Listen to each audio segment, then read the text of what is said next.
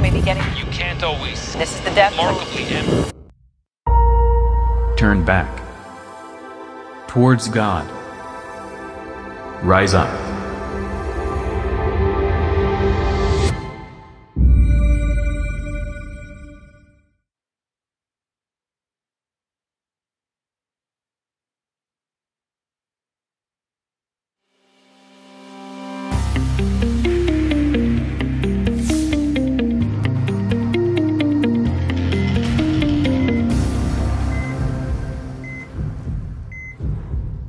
Welcome to Vital Signs, your prescription for a healthy family, where members of the Catholic Medical Association explore medical topics vital to the health of you and your family members. I'm Dr. Tom McGovern, the host of Vital Signs, brought to you by Shalom World TV. Today we explore the topic of marijuana use in teenagers.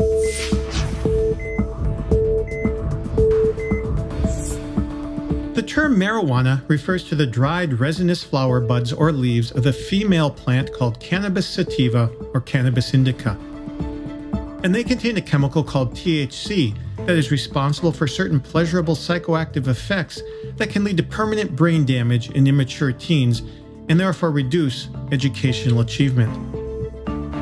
Over 180 nations have signed a 1961 United Nations treaty that prohibits the production and supply of drugs, including marijuana, that are at serious risk for abuse. While marijuana is illegal in most countries, many countries ignore their own laws and have decided not to enforce them. U.S. federal regulations still outlaw marijuana as a dangerous Schedule I drug. And even though it remains illegal federally, a patchwork of state laws allow its use. And this has contributed to a situation where 38% of high school students now report having ever used marijuana.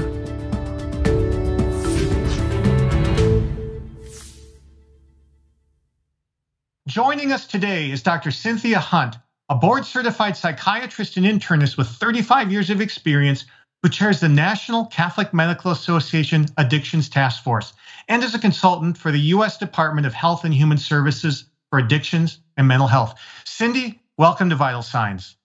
Thank you, Tom. I'm very glad to be here. Statistics suggest that over 1/3 of high school students use marijuana. Do you see evidence of this in your practice? I absolutely do. In fact, unfortunately, even preteens are coming in with marijuana use.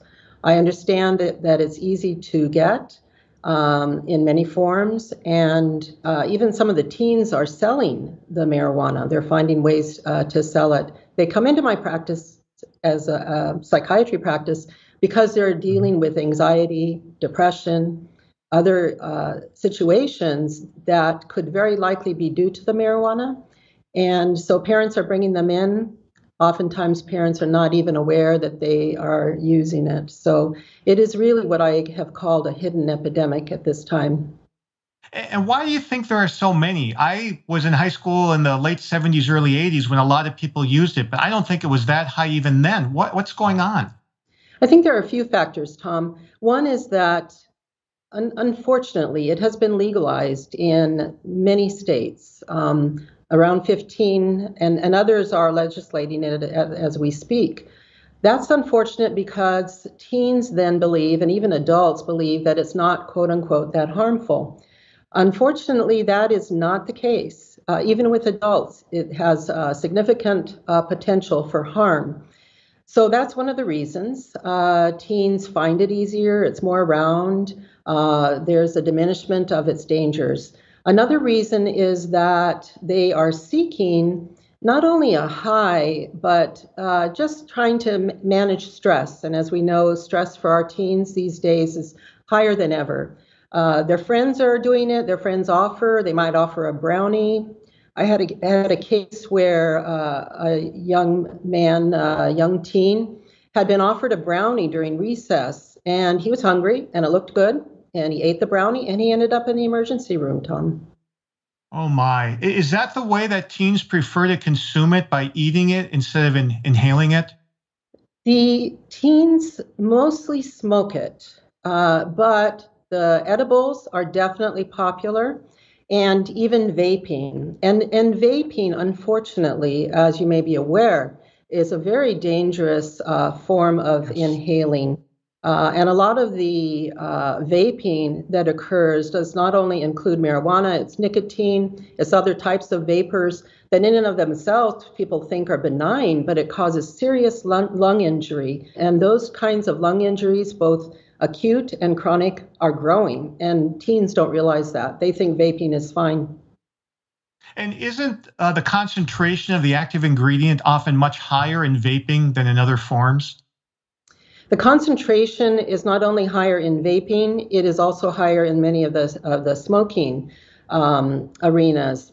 There's a lot of unfortunate creation of cannabinoids and that are man-made. And you hear the word spice, you hear the word K2, there's many other names for these man-made cannabis products. And the kids are getting those, and those are almost 70 times more concentrated than the dried leaf of a marijuana plant. The other thing is even the marijuana plants that are being grown now are at least 3 times more concentrated than the original. And something called wax is, again, highly concentrated, even marijuana plant. So they put that together, it becomes wax, they smoke the wax. So it's so dangerous, and I really appreciate being able to talk about these topics because I think parents inadvertently are not aware, and I would like to try to help increase the awareness of the dangers for teens. Mm-hmm. So very different from the marijuana of their parents' generation, which may be the reason, but you can answer why. The U.S. Surgeon General warned the public last year about marijuana use in teens. What concerned him so much? There were a few things, Tom, that concerned him and that concern us in our field of medicine in general.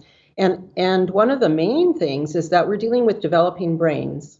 And within the developing brain, there are certain neurochemicals that need to be able to be balanced properly as the brain continues to grow. And in fact, there's lots of data that show that up to age 25, these neurochemicals and neurons are continuing to mature. So what's happening is that they're getting hit with a substance that will cause a lack of the maturity of the brain. There's a prefrontal cortex we talk about that can be affected with drug use in general, but the cannabis can hit that affects judgment and intellect. In fact, there's some studies that are showing that IQ points drop several points, and at this point, many times those IQ drops are not recoverable. We're seeing some studies that show into adulthood, or at least mid-adulthood, that the IQ drops that occurred during teen years from marijuana are consistent and persistent. So the cognitive issues are huge, the developing brain. Even beyond that, we have issues of emotional development as well as development of psychosis. Psychosis can be represented or displayed in auditory hallucinations. Paranoia is very common with cannabis use, with marijuana use. It can actually begin the process of schizophrenia in those children and teens and young adults, actually, who are vulnerable to it. Sometimes if there's a family history, that will make them more vulnerable. In addition, there's depression, anxiety, there's suicidality that occurs in many of the teens who utilize cannabis, marijuana. Those are some pretty profound long-term side effects. But can things even happen in the short term, even after just using it once, twice, or the 5th or 10th time? Yes, absolutely. Now, there are many teens and adults who they use it once in a while, and we don't see this. But having the risk be high of something worse makes it just poor judgment to go there. For instance, the element of psychosis can happen with a single use.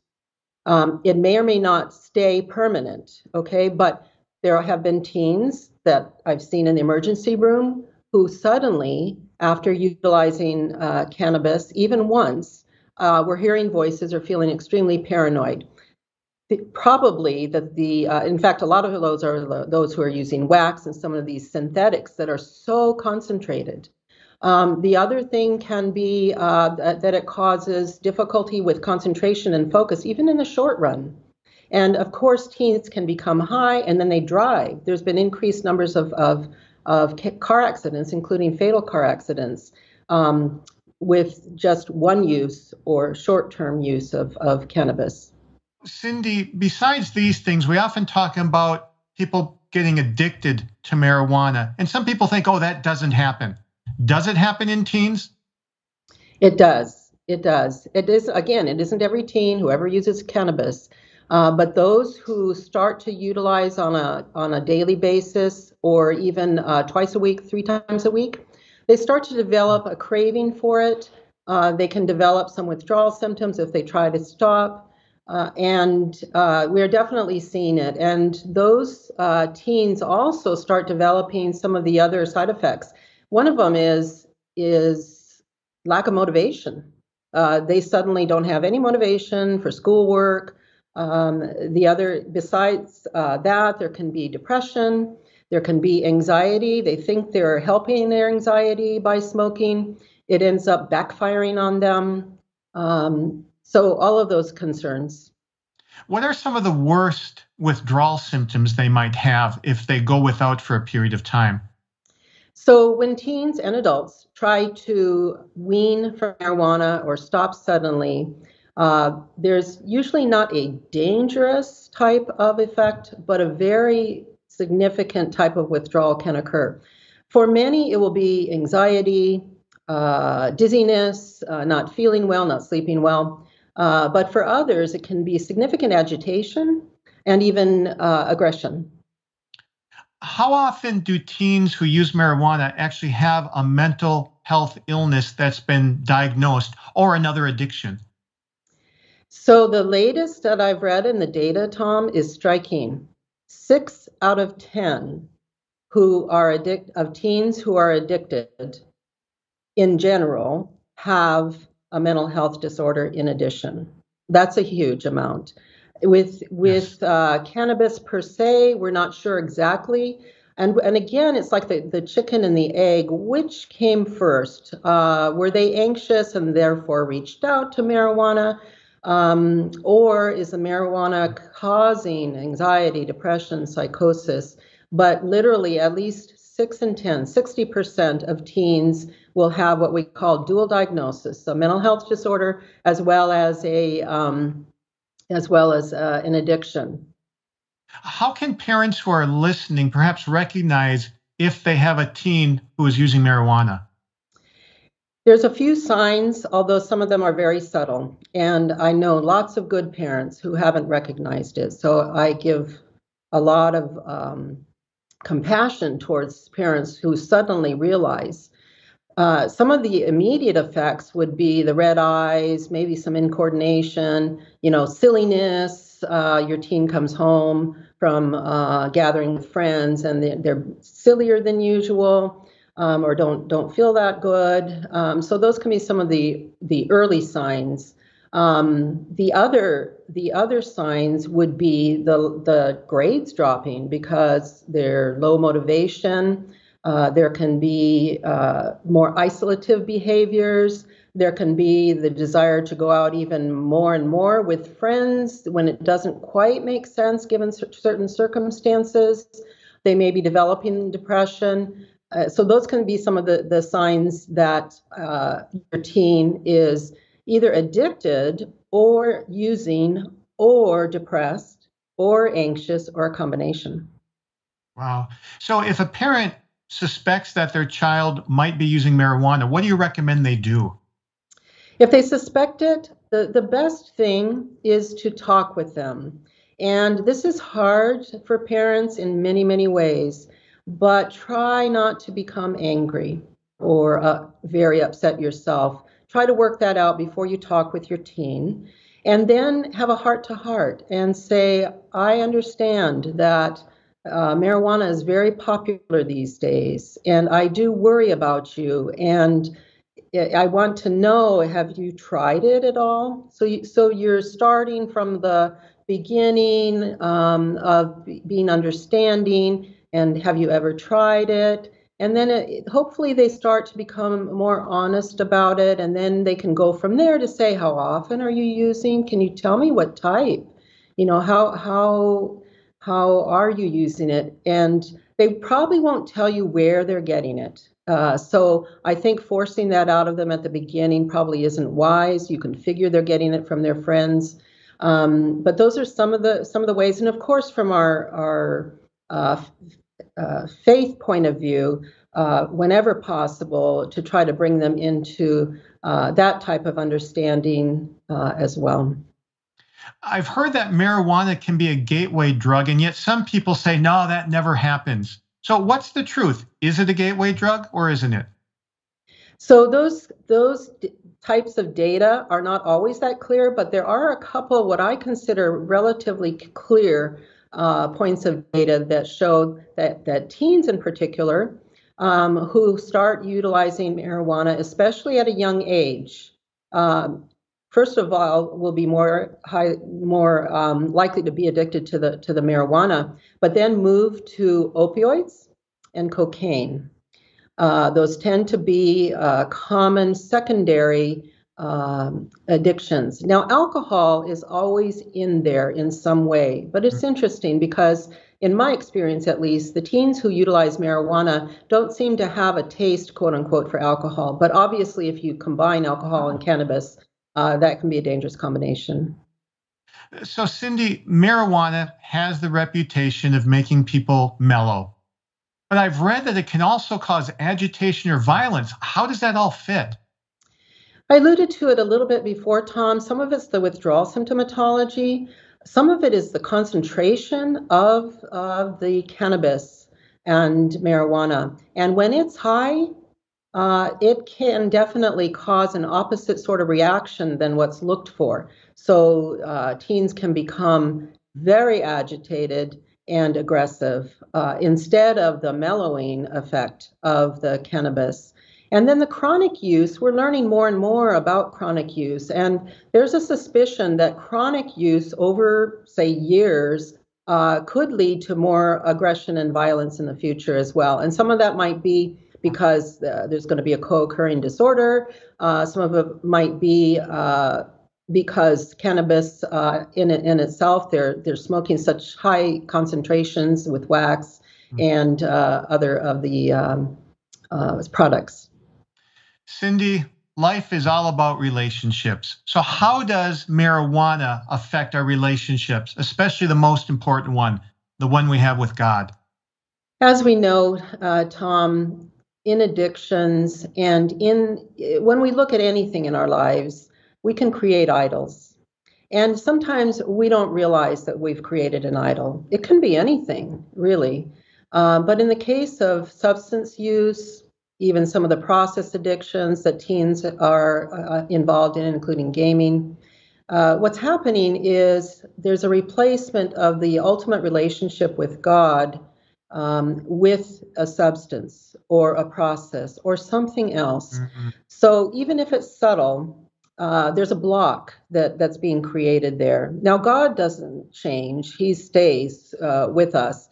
But there can be shame. There's a cycle of shame and hopelessness that can come about in some cases, and an unworthiness to be able to pray or to be able to relate with God. And then certainly in the family, there will be lots of potential issues. There's a secretiveness with addictions.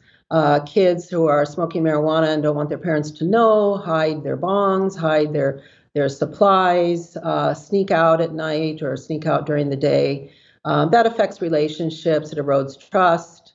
And then the things that we've talked about in terms of anxiety, agitation, low motivation and isolation will definitely affect the relationships within the family. The kids, they in their peer groups depending on their peer group, some of them have lost friends because of this, but then they're gaining friends, unfortunately, who are also enjoying substance use, at least thinking they're enjoying it.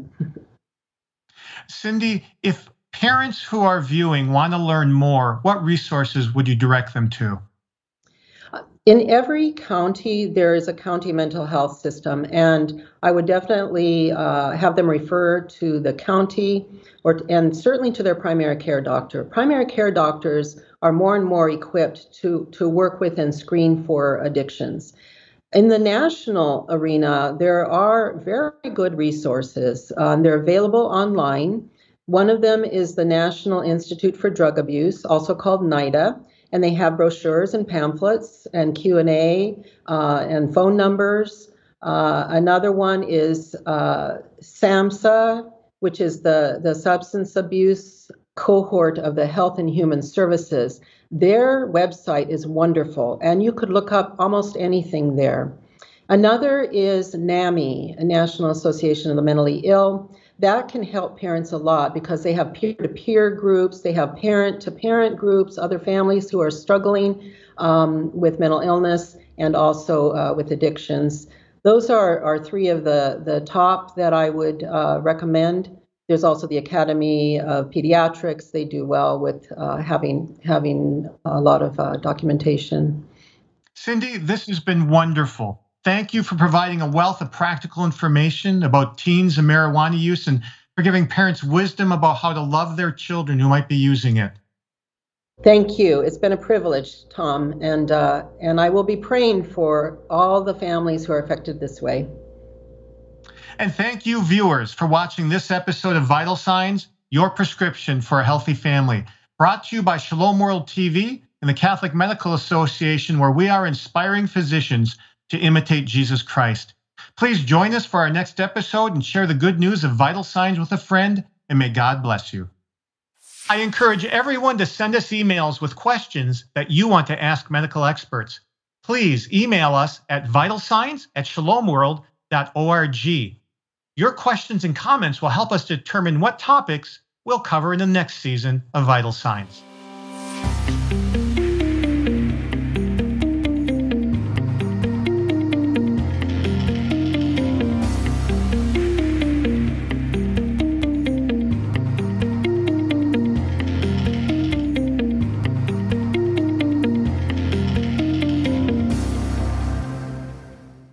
All of the viewers of Shalom TV throughout the world, I want to encourage you not only to support this amazing media apostolate, but to spread the word to others. We all know how the internet and mass media are polluting the world with the poison of pornography and so much other forms of materialism. This is the source of eternal life, the gospel, and Shalom TV is consecrated to spreading the word of Christ. Thank you.